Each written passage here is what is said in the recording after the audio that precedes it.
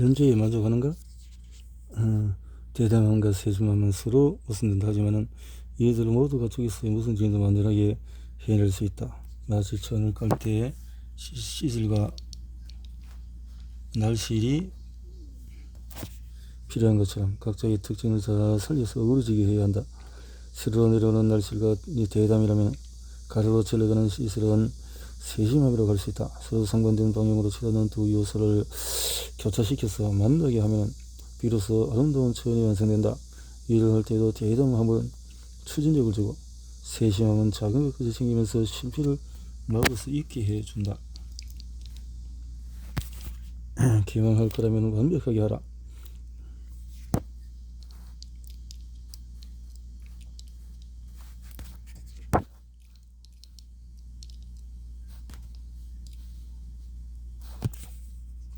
나의 숙부는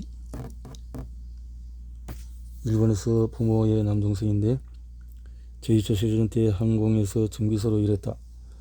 숙부가 전쟁에서 돌아와서 내게 해주시던 이야기를 지금도 생생하게 기억하고 있다. 당시 폭격이 여쭈할 때 정비사 동석을 해야 하는데 대부분 자신이 정비한 비행기가는 동료가 정비한 비행기에 탔다고 한다. 비행기 이곳저곳을 열심히 정비해서도 막상 그것이 완벽했는지 질문하면 네, 완벽합니다라고 대답할 자신이 없기 때문에 많은 경우를 대비해서 동료가 정비한 폭격기에 탔다는 것이다. 의사들에게도 이와 비슷한 이야기를 들은 적이 있다. 자신의 아이나 아내 중병을 했을 때 자신에게 진단하지 못하는 의사가 많다고 한다. 수술은 더더욱 그래서 자신이 그 분야의 전공이라고 해서 신뢰하는 의사에게 맡긴다고 한다. 가족을 수술해야 한다는 불안감이 때문일 수도 있겠지만 나는 꼭 그렇게 하지는 않는다. 아마도 비행기 정비사와 마찬가지로 스스로 자신감을 갖지 못했을 것이다. 만약에 내가 그들 같은 상황이라면 나는 그 누구에게도 맡기지 않고 내가 직접 수술해 나설 것이다. 만약이니까 그렇게 말할 수 있는 것이 아니냐며 반문하는 사람도 있을 것이다. 그러나 내가 이렇게 말하는 데는 분명한 이유가 매일 목숨을 내놓고 버리는 정면 숭고. 나는 지금까지 완벽주의를 잃었고 완벽주의로 제품을 만들었고 완벽주의로 교세를 경영해 왔다. 완벽주의라는 것은 날마다 일에 진지하게 임할 때 비로소 생겨난다. 99%도 부족하다. 나는 젊은 시절부터 완벽주의를 삶의 신조로 해왔다. 제품을 만들 때는 99% 일이 순조롭게 하더라도 마지막 1% 노력을 게을리한 뜻에 모든 것이 물거품이 되는 일이 허다하다. 사선부주의도 허용하지 않는다. 파인세라믹 제품은 산화 알루미늄, 산화 실리콘, 산화철, 산화 마그네슘 같은 분말 형태의 금속 산화물 원료를 섞어서 틀어넣고 프레스 작업으로 형태로 만들어서 고온의 소승로에서 구워낸다. 그 후에 제품을 더 연마하기도 하고 표면은 금속 가공 과정을 거쳐야 하므로 최종 제품으로 완성될 때까지 꽤나 긴 공정이 필요하다. 그리고 모든 공정에 섬세히 기술이 요구되므로 한순간도 긴장의 끈을 놓을 수가 없다. 모든 제품을 만드는 99%의 노력도 부족하다. 한 가지 실수, 한 번의 타입, 한순간의 날림도 허용되지 않는 100%의 노력이 필요하다. 마지막 1%의 노력을 게을리해서 불량품이 발생하면 재료의 가공비에 전기를 말할 것도 없고 그때까지 쏟아부은 시간과 노력, 지혜 등 모든 것이 헛수가 되고 만다. 여러 단계의 제조 공정 가운데 단 하나의 공정에 아주 작은 실수라도 생기면 그때까지 모든 노력이 물거품으로 돌아가는 것이다. 완성도가 떨어지는 제품을 만드는 것은 우리 제품을 기다리고 있는 고객에게도 막대한 피해와 손해를 끼친다. 교부스레가 생산하는 전자공업용 파이세라믹 제품들은 거의 대부분 고객의 주문을 받아서 제작을 시작한다. 이를테면 전자기기 제조회사로부터 저희 기기의 중심 부품은 교세라의 파인세라믹 제품을 사용하고 싶은데 사용일이 이러하니 언제까지 납품해 주시오 하고 주문을 받으면 제작이 들어가는 것이다. 계약한 날짜에 맞춰서 응수해야 한다. 만약에 단 하나의 실수가 되지만 납기를 어기되면 신용이 무너질 수 있다. 일자가 코앞이다고 하는데 작은 V자인으로 불량이 발생했다면 제품의 전 공정이 2주 걸린다고 쳤을 때 실수한 발생 시점에서 최종 출하 직전의 단계라면 그 불량을 개선해서 새로 작업을 하는데 또 2주일 걸린다. 그러면 담당자가 급히 고객을 찾아가 손이 닳도록 사죄해야 할 것이다. 정말 죄송합니다. 2주만 더 기다려 주십시오. 당신의 제품을 주문하여서의 대표라면 이런 상황에 어떻게 하겠는가? 당신이 같은 회사를 믿고 발주한 탓에 우리 생산 라인에 멈추지 않아서 당신의 회사는 두 번 다시 거래되지 않겠네. 실제로 이런 일이 발생했을 때 우리 영업 당사자는 울상이 된 채 회사로 돌아오기도 했다. 그러한 경험이 있기에 나는 더욱더 원적을 고집할 수밖에 없어. 실수를 미연에 방지하려면 처음부터 마지막 순간까지 정신을 바짝 차리고 신경을 곤두세울 수밖에 없다. 아무리 사소한 과정에도 100%의 집중력을 발휘해서 몰입해서 일해야 한다. 이렇게 의식하고 집중하는 것을 유의주의라고 한다. 유의주의라는 뜻을 가지고 뜻을 기울이는 의미로 또렷하고 진지하게 이런 유의주의를 등장범위에 익혀서 일에 임하기는 결코 쉽지가 않다. 하지만 평소에 유의주의를 늘 의식하고 모든 일을 유의주의로 하려고 하는 습관을 들이다 보면 고도의 집중력을 발휘할 수 있다. 유의주의를 몸에 익혀서 정신을 집중해서 매진하면 실수가 확실히 들고 이런 문제가 발생할 때 곧바로 문제의 핵심을 파악해서 해결할 수 있다. 아무리 사소한 부분에도 온 신경을 기울여서 100%의 힘을 쏟아내지 않으면 안 된다. 유의주의. 잘못된 일은 지우개로 지울 수가 없다. 이 일을 잘하는 사람은 원칙주의를 컨트롤하는 자세가 습관처럼 몸에 배는 사람이다. 이는 제조업체뿐만 아니라 다른 모든 업종과 직종에도 마찬가지가 아닐까 싶다. 교사가 아직 작은 회사였을 때 일을 하는 장부를 샅샅이 보고 곧장 잘못된 것은 꼬치꼬치 캐물었다. 이 때문에 격리부장이 곤혹스러워한 것이 한두 번이 아니다. 재무제표법이나 복식부 처리 등 회계해도 모르는 사장이 이것저것 모르니 그때도 아마 연장적인 격리부장은 은근히 싫은 기색을 보이기도 했다. 내가 나이는 더 어리지만 상사에게 그도 건성으로 대답할 수는 없을 것이다. 아마도 내심의 한국의 사장이라지만 매번 기초도 모르면서 엉뚱한 질문을 하다니 너무 성가시게 구는 거 아니야? 라고 생각할 수도 있을 것이다. 그래서 어느 날 그동안 쌓인 내 불만이 폭발하고 말았다. 격리부장이 설명하는 수치를 제대로 이해하지 못한 나는 계속 같은 질문 던지며 하나의 숫자를 놓고 꼬치꼬치 캐물었다. 장부를 앞에 두고 실랑이 벌였다. 아무리 내가 회계를 모른다지만 그 숫자만큼은 통보지 그냥 넘어갈 수 없었다. 사장님께서 잘못 보신 것입니다. 이 숫자가 맞습니다. 격리부장은 나를 만만히 여기며 대응했다. 하지만 계속 떠지는 질문 공세에 다시 천천히 검도를 시도했고 이내 숫자에 오류가 있었다는 사실을 발견했다. 그는 아차 싶었던지 가볍게 죄송합니다 라고 말하고는 별 문제 아닌 듯이 지우기로 숫자를 지우고 다시 쓰려고 했다. 그 행동을 지키도 나는 의의가 없었고 화가 머리까지 치밀어왔다. 아무리 생각해도 그 행동이 도무지 이해되지 않았다. 회계 업무라는 것이 단 하나의 숫자 오류만으로 회사 운영에 치명타를 입힌다는 것을 그가 모를 리가 없다. 만약에 내가 그 부분을 지적하지 않았다면 고작 숫자 하나 때문에 회사는 큰 위기에 처해 있을 수도 있었을 것이다. 게다가 연필로 정부의 숫자를 기입하니 도무지 용인할 수 있는 문제가 아니었다. 회사의 재무를 담당한 사람이 나중에 지울 수 있도록 연필로 숫자를 쓰고는 나중에 잘못되면 지우개를 지우고 고쳐 쓰면 된다고 생각하는 겁니까? 그런 마음으로 일하고 있으니 언제든지 단순한 실수가 없어지는 것이 아닙니까? 나는 불같은 화의 격리부장은 진심으로 잘못을 뉘우쳤다. 그리고 그 이후에 장부에 연필로 숫자를 쓰거나 계산이 틀릴 일은 발생하지 않았다. 나는 한번 혼을 낸 사람이 다시 똑같은 실수를 저지르지 않으면 그것만으로도 무한한 격려를 보낸다. 그 일 덕분에 나는 그에게 완전히 회계 업무를 맡길 수 있게 되어졌다. 유감스럽게도 실수가 발생하면 지우개로 쓱쓱 지우고 다시 고쳤으면 되지 하는 생각이 사람 많다. 그러나 지우개로 지울 수 없는 실수가 있다. 작은 실수 하나 때문에 프로젝트가 망하고 그 일에 실려 잃는 경우가 얼마나 많은가.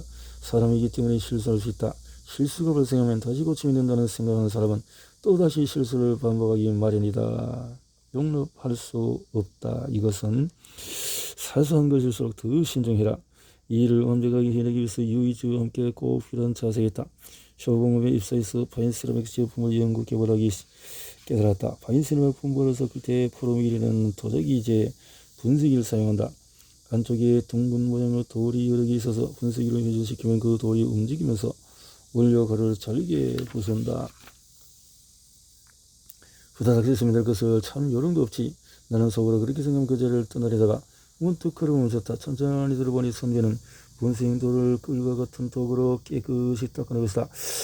돌 중에는 간혹 흠집이 있어서 그 움푹 패인 자리에 분말이 껴있는 경우도 있었다. 선비는 그 달라붙은 분말을 꼼꼼히 긁어낸 뒤에 남은 흔적을 수세미로 정석을 닦고 있었다. 그뿐만 아니라 허리춤에 차고 있던 수건으로 씻은 돌 하나하나 쓰다듬듯이 물기를 닦고 있는 것이 아닌가. 그 모습을 본 순간에 나는 머리를 한 대 얻어맞은 듯한 충격을 받았다. 파인세라믹은 매우 섬세해서 포토밀 안에 원료가 남아 있으면 그 짝에 불순물이 되어서 원료로 정확하게 혼합할 수가 없다. 그래서 매일 실험이 끝나면 사용한 기구를 깨끗이 세척해야 한다. 당신은 그 선비거든 세척 작업을 연구 개발과는 직접적인 관계가 없는 자비라고 생각했다. 그래서 늘 잽싸고 요령있게 해치곤 했다. 그런 식으로 엉성하게 닦았으니 불순물이 들어가서 생각대로 실험 결과가 나오지 않았던 것이다. 이 사실 깨달은 나는 부끄러운 마음이 들어서 얼굴이 붉어졌다. 그리고 내가 그 선비와 달리 성과를 내지 못하는 이유가 무엇인지 궁금히 생각했다. 내게 턱없이 부족한 세 가지는 이것이다. 먼저 세세한 부분까지 주의를 기울이는 자세, 실험에 사용한 기구를 세척하는 보잘것도 없는 단순한 작업이라도 아니 단순한 작업이기에 더욱더 정석을 해야 할 필요가 있었다. 쉬는 디테일 속에 있다는 독일의 기관처럼 일의 본질은 세세하고 단순한 듯다. 둘째로 이론보다 경험을 중시하는 자세다. 무기학 교과서에서 산화알루미늄, 산화실리콘, 산화철 등 원료를 섞어서 성형한 뒤에 고온에서 구우면 파인 세라믹이 완성된다고 쓰여있다. 그런데 확실히 이론적으로는 맞는 말이지만 실제로 만들기는 그리 간단하지가 않다. 현장에서 직접 손을 더럽혀가며 시행착오를 반복하지 않고는 알 수 없는 것이다. 마지막으로 착실히 작업을 하는 자세다. 착실하게 하는 자세. 선비로부터 사고방식을 배웠다. 이런 사고방식을 배웠다. 그래서 끊임없이 배우면서 하는 거죠. 일을 하려면 손이 베일 만큼 완벽히 하라. 나는 완벽한 제품이란 손이 베일 것 같은 제품이라고 했다. 예전에 이런 일이 있었다. 나는 반도체 패키지를 파인세라고 만들기 위해서 연구하고 있었다. 반도체 패키지 외부 환경에 연구 샘플을 가지고 왔다. 샘플 제품을 받아보고 유심히 바라보고 연구 개발에 애를 태우고 기술의 정수하면서 땀을 결정해서 나가고 있다. 하지만 나는 내가 목표한 이상적인 수준의 제품이 아니라고 판단했다. 어딘지 모르게 색이 탁하고 조금은 더러워 보이기 때문이다. 세라믹 반도체 패키지인데 파인 세라믹 원료를 질소와 수소와 고체화시켜 만든다. 만약에 그 위에 지방분 같은 불순물이 조금이라도 부착되면 소성을 할 때 그 부착물이 탄소로 변해서 제품이 약간 회색빛을 띠게 된다. 나는 그 빛을 보고 조금은 더러워 보인다라고 느꼈던 것이다. 그래서 개발을 이끈 리더에게 냉정하게 얘기했다. 성능이 좋을지 몰라도 이 상태로는 아무데나 쓸 수 없네. 색이 칙칙하지 않은가? 이 말을 들은 리더는 얼굴색이 순식간에 버려졌다. 전력을 다해서 만드는 성능이 외견으로 단독이 평가받았으니 그를 만들었다. 예상대로 그는 성능 기술을 만들었다. 사장님도 기술 자신을 논리적으로 평가해 주십시오. 색이 칙칙한 것과 제품의 성능은 관계가 없지 않습니까? 물론 성능 면에서는 요구를 충족했을지 모르네. 하지만 이건 완성된 제품이 아니야. 이렇게 단호하게 말하면서 샘플을 퇴전해왔다. 훌륭한 성능을 갖춘 제품은 당연히 보기에도 깔끔하고 예쁘다. 다만 그러다 외에도 모든 면에서 완벽해야 한다는 점을 잊어서는 안 된다. 외견은 가장 바깥쪽에 있는 내용물이다. 겉보에서 세라믹은 본래 순백색이어야 해. 겉모습도 마찬가지로 만지면 손이 베이는 게 아닐까 하는 대로 이렇게 해야 성능도 최고의 제품일세. 그렇게 나는 다시 한번 손이 베일 것 같은 제품을 만들려고 호소했다. 너무나 훌륭하고 완벽해서 마치 손을 대면 베일 듯한 기분이 드는 그 정도로 원경무이란 제품을 생각해보니 손이 베일 듯한 표현은 어릴 때 부모님이 자주 사용하시던 말이었다. 무슨 일이든 손이 베일 만큼 그러지 않으면 제대로 했다고 할 수가 없다. 눈앞에 정말로 멋진 것이 있을 때 사람은 그 물건에 손대기조차 망설이고 손이 베일 것 같은 이보다 더 좋은 제품은 없다 하는 마음으로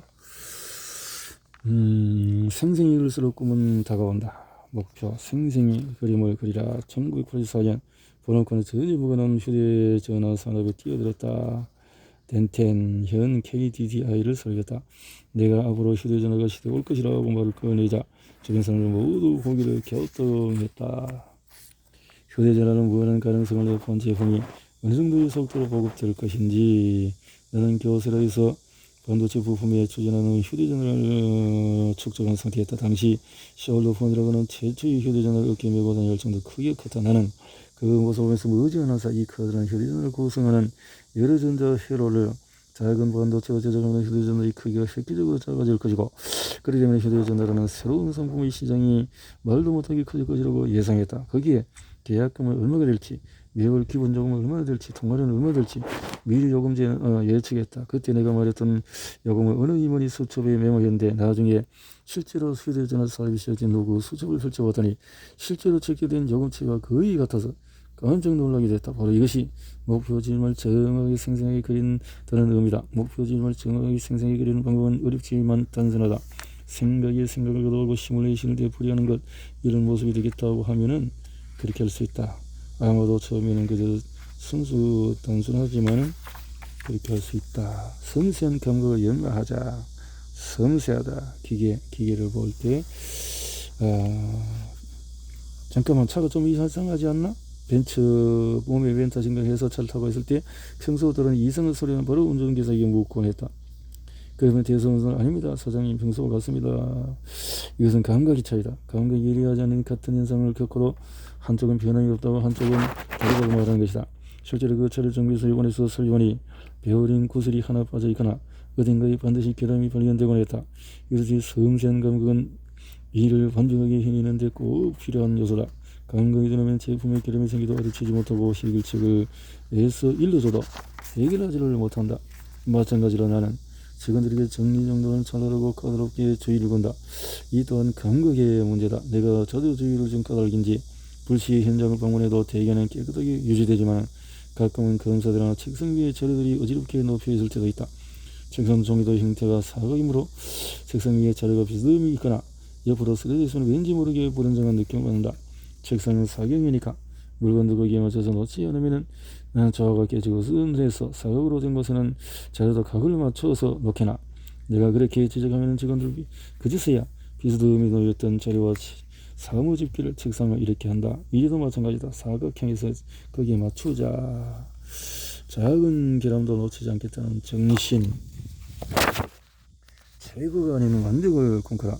교사를 창업하고 20년 정도 지났을 때 석유를 고쳐갈 때 파내려가 석유청에서 이렇게 충분히 있는 사람들 만났고 그 리브 사장이 일본을 방문했을 때 교토에 왔다.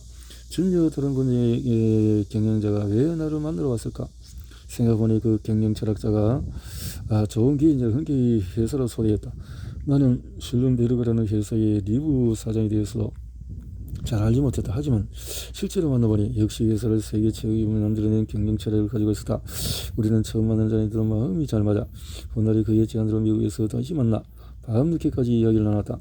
리브 사장은 내게 슬른베르그는 최고 수준을 모토이라고 있다고 말했다. 나는 그의 말에 배꼽을 옳다고 수긍하며 최고라는 말은 다른 것과 비교해서 그 중에서 가장 좋다는 의미이므로 상대적인 말입니다. 따라서 수준이 낮은 것들 가운데서도 최고는 존재하지요. 저희 교수가 추구하는 목표는 다릅니다. 저희는 최고가 아니라 완벽을 추구합니다. 다른 것과 비교하지 않고 오직 가장 완벽한 것을 추구를 한다.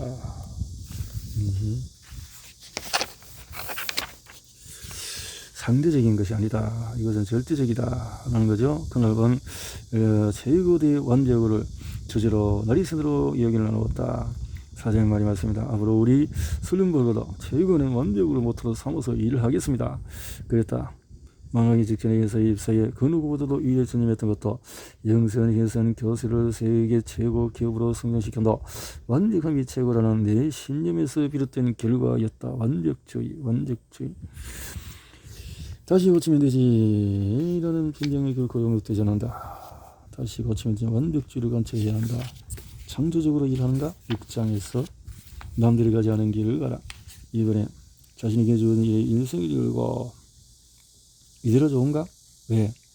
나는 더 나은 퓰리처상으로 영예를 얻은 저명한 저널리스트 헬버트 템은 자신이 저서 다음 세기에서 한 챕터에 교설에 대해서 서술했다.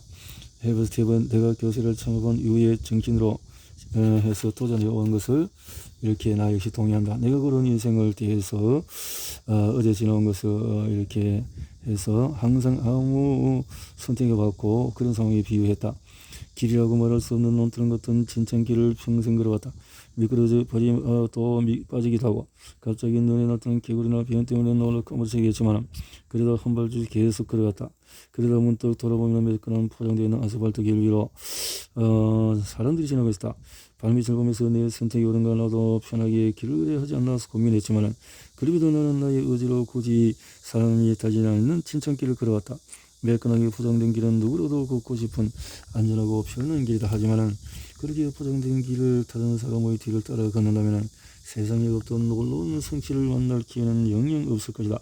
수많은 사람이 이미 그런 아무것도 남아있지 않은 평단한 길을 걷기보다는 힘들어도 새로운 길을 발견할 가능성이 있고 더 큰 성과를 기대할 수 있는 길을 걸어가자. 나는 이렇게 생각했다. 지금 당신은 어떤 길을 걸어가고 있는가? 어떤 길을 택할 것인가? 누구도 강요하지 않는다. 선택은 오직 당신의 몫이다. 선택은 당신의 몫이다. 오늘은 어제와 같을 수가 없다. 나는 교세를 창하고 오늘까지 60년의 역사 속에서 파인 세라믹의 특성을 활용한 각종 산업용 부품을 해서 반도체 기능 전자부품 나아가서 태양광 발전 시스템, 복사기, 휴대전화 이렇게 폭넓은 사업 분야에 도전해봤다. 전자부품과 전제가 들어간 분야인 통신과 호텔 사업도 벌여왔다. 내가 그만큼 다양한 기술을 가지고 있었던 때문일까? 아니다. 그것은 60년간 창조적인 일을 하겠다는 신념을 굽히지 않고 해온 결과일 뿐이다. 나는 매일 창조적인 일을 한다는 말을 적어도 한 번은 되뇌이며 비록 미미할지라도 그것이 10년간 지속되면 상상할 수 없는 변화가 생기기 마련이다. 청소는 사람들이 귀찮아하는 일 중에 하나다. 더러운 일에도 끓여지기도 하고 남의 뒤척거리려 하는 기분이라 영 내키지 않라. 더구나 아무리 계획해도 금세 원래로 돌아간고 잘했다고 칭찬을 받을 수 있는 일도 아니다. 예를 들어서 어제까지 빗자루 사무실 바닥을 오른쪽에 쓸었다 하면 오늘은 내 모퉁이 중앙으로 향해서 쓸어보라. 빗자루질만 깨끗이 하지 않는다면 대걸레를 사용해보라. 대걸레도 만족하지 않는다면 상사에게 제안해서 청소기를 사는 방법도 좋다. 이렇듯 청소를 할 때에도 어떻게 나타나서 무궁무진한 방법을 공유할 수가 있다. 영역 해설을 해서 키워나갈 수도 가능하지 않을까? 어쩔 수 없이 해야 하는 일이고 두드러미 시시하게 건성건성해 주는 사람은 1년이 지나도 10년이 지나도 변함없이 똑같은 하루를 보내고 있을 것이다. 그리고 이는 비단 청소에만 해당되는 이야기가 아니다. 그것은 청소에만 해당되는 것이 아니다. 비전문가가 전문가보다도 더 크게 성공하는 이유는 뭘까? 교세를 위해서 닌텐도, 또 무라타 제작소 등 교토에 있는 우량 기업 대다수가 그 분야의 비전문가, 즉 문외한들에 의해서 설립되었다. 원래 나도 대학에서는 유기학을 전공했다. 무기학인 파라세로 연구에 종사한 것은 대학을 졸업하기 직전이었으니 나 역시 이 분야의 문외한이나 다름없었다. 가정용 게임은 페이컴의 히트로 세계적인 기업이 된 때도 원래는 하트와 트럼프를 만들던 회사였다. 이런 전통적인 회사도 3대 사장 히로시 역시 가가이라는 개인기업 하드웨어 소프트를 한 번도 만들어 본 적이 없는 그 분야의 문외한이었다. 문외한들이 이렇게 모든 제품에 무라타가 들어있다는 말이 들어있을 정도로 세계 1위 콘텐츠 제작사 무라타 제작사의 창업자 무라카 아키라도 원래는 1등 전통 공예 도자기 가요 미즈야키의 고향으로 불리는 교토 히가시야마에서 아버지 일을 도왔다고 한다. 그런 전쟁 중에서 우연히 군대로부터 사우나 티탄을 사용한 콘덴서를 만들어줬으면 한다는 요청을 받고 새로운 분야에 도전했고 그것이 지금의 무라타 제작소가 되어졌다. 칩적회로와 반도체 제작의 사토케니치로 역시 음악을 전공한 사람이라고 한다. 학창시절에 탄소 휘막 저항기의 생산성을 높이는 기술을 만들었고 문외한이었다. 문외한이 자신과 전혀 상관없는 분야의 최고 경제 이름을 날리고 그 회사가 남다른 전문성과 쪽이 된 것이 우연이 아니었다. 이는 지식도 경험도 없는 데서 그것은 바로 자유로운 발상 때문이다. 문외한은 기존의 개념이나 컨셉의 관리에 얽매이지 않는 초보이기 때문에 아무도 모르기 때문에 자유롭게 생각을 한다. 교세를 세운 지 몇 년이 지났을 때 업계 선발주자이자 교세로보다도 훨씬 규모가 큰 일본 유수의 세라믹 제조업체로부터 제품을 생산해 달라는 의뢰를 받았다. 미국과 유럽 원제품으로부터 파인 세라믹 주물량이 들어서 자체 생산만으로도 감당하기 어렵습니다. 교세라가 도와주면 좋겠습니다. 처음에는 교세라보다도 큰 업체가 손을 잡자고 제안해 주니 이건 반갑지 않았다. 하지만 가만히 들여다보니 그 업체가 우리에게 손을 내민 이유가 있었다. 교세라와 힘들어서 우리의 파인 세라믹 기술을 자기네 회사로 흡수하려는 것이었다. 상대의 숨은 오들과 한번 나는 딱 잘라 거절했다. 그때 그 회사의 사장이 한참을 망설이더니 속마음을 털어놓았다. 우리 회사 연구소에서 유명 대학에서 공부한 우수한 연구자가 많습니다. 그런데 미안한 말씀이지만 이나모리 씨는 지방대학 출신에서 게다가 유기학 전공자로 들었습니다. 더구나 교세라에는 박사 연구자도 거의 없다고 하더군요. 그래서 어째서 교세라에서는 되고 우리 회사는 불가능한 것일까요? 그때 나는 알았다. 창조라는 것은 운에 안에 하는 일이지 전문가가 하는 것이 아니라는 것을. 내 대답을 했다. 새로운 일을 해낼 수 있는 사람은 그 어떤 것에도 얽매이지 않고 초심자이며 그분의 경험을 쌓아서 많은 지식을 갖춘 전문가가 아닙니다. 모험시험이야말로 창조의 원천이기 때문입니다. 동기가 선하고 사심이 없는가? 동기가 1982년 나는 교수의 경영 지침에 다음과 같이 슬로건을 결코 포기하지 않는 굴그리 마음으로 간절히 하십시오. 고우고하게 강인하게 한결같이 이렇게 이 말은 내가 존경하는 철학자 니코마로 덴푸의 저서에서 인용한 것이다. 포기하지 말고 그때 내가 이 경영을 직원들에 말하고 싶었던 것은 무언가를 열망하는 인간의 마음속에서 세상 모든 일을 성공을 이끄는 강인한 힘이 들어있으며 그 의지가 강렬하고 순수하고 한계를 할수록 더 큰 힘을 발휘한다는 그 불가능하다고 여기는 계획과 목표를 실현할 수 있다는 의미였다. 하지만 많은 사람이 인간의 마음에 이 정도로 강력한 힘이 있다는 사실을 잘 알지를 못한다. 교세라는 전기통신 사업을 한 경험이 없지만 이렇게 해서 뚜껑을 해서 열망을 가지고 더 이렇게 만들어냈다. 교세는 도께서 인지도가 낮은데도 매출도 2천억 되지 않는 정견 기업에 불과했지만은 그러나 매출이 몇 조 이내에 달하는 국제회사 일본 전신전화주식회사 NTT와 경쟁을 했고 마치 창 하나만 들고 풍차에 달리다는 돈키호테 같은 꼴이었지만 성공을 의심하지 않았다. 이렇게 해서 21세기 계명사상가 알레는 그의 책 원인과 결과의 법칙에서 다음과 같이 말했다. 이기적인 사람이 패배를 두려워해서 앞으로 나아가려고 하지 않고 상황에도 성성스러운 두려움 없이 발을 넣고 매우 쉽게 승리를 거머쥐는 경우가 많다. 순수하게